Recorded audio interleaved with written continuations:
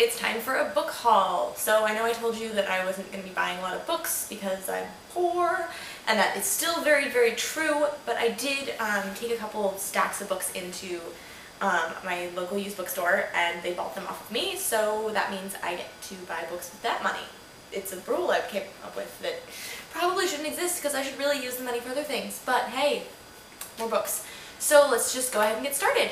The first book I bought was The Replacement by Brenna Yovanov. This is a book about, I guess it's about a guy who has been replaced by some kind of evil demon, and his older sister watched it happen when she was a little kid, and I don't really know what the book's going to be about completely, but it sounds really interesting. I'll actually just read the back to you because it's really kind of cool. So it says, in the story, Emma's 4 years old. She gets out of bed and pads across the floor in her footsie pajamas. When she reaches her hand between the bars, the thing in the crib moves closer. It tries to bite her, and she takes her hand out again, but doesn't back away. They spend all night looking at each other in the dark. In the morning, the thing is still crouched on the lamb and duckling mattress pad staring at her. It isn't her brother, it's me. So it's about a boy who, he doesn't actually belong to his family. He's like some weird evil demon thing. I don't know. It sounds really good, and the cover is really creepy and cool looking, and it was like $9 and it's a brand new hardcover, so I was excited about that, so I went ahead and bought it. I also bought my very own copy of Insignia. I did a review of this earlier. It was amazing. I loved it. I borrowed it from my friend Sarah, so I went ahead and got my own copy because it's really pretty and I wanted it. So yeah. The sequel comes out, I think, in June. Vortex. It looks really awesome. The third book I bought was Days of Blood and Starlight, which is the sequel to Daughters of Smoke and Bone. I have not read the first book, so I really shouldn't have bought the second book. But as you can see, it's basically brand new, but it was only $9. So, what the hell, I thought I'd go ahead and get it. So, that's exciting. I still don't know what the series is about, but the covers are gorgeous, and I'm really excited to read them. And the backs still really don't tell you anything. So, yeah, it says, she had loved the enemy and saved him. She had set him free, and he had done this. Bitter, bitter, this desolation of angels. So I guess it's about angels and demons and pretty cool face paint. I don't know. It looks really awesome, and I'm excited. So, hey, cool. So I have 2 more books in this haul for you guys, but I did want to mention that I went to a book signing this week. Actually, I guess by the time this gets posted, it will be like a week ago. But anyway, I did go to a book signing, and it was awesome, and there were 5 awesome authors there. It was the Pitch Dark Days book signing with HarperCollins. So there was Lauren Oliver, author of Delirium, Requiem, Pandemonium, and Before I Fall.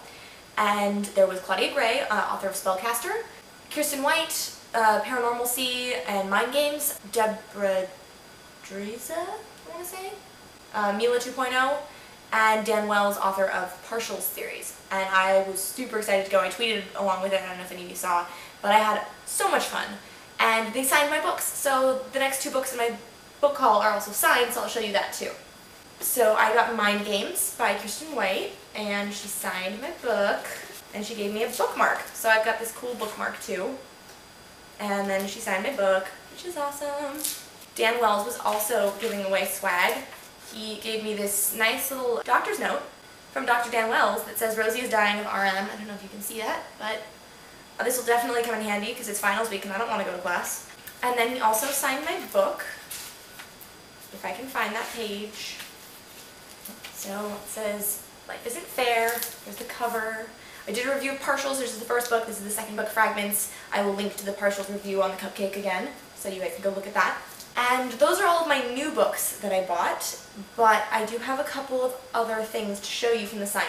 So this is my copy of Delirium, and Lauren Oliver signed it, which was really cool. You know, somewhere in there.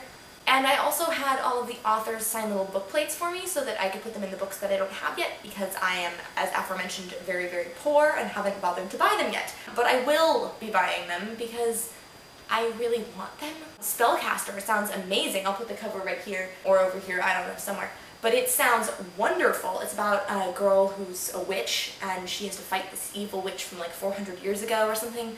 And it just sounds so epic, and Claudia Gray is really cool. So that was awesome, and she signed a book plate for me. Here it is.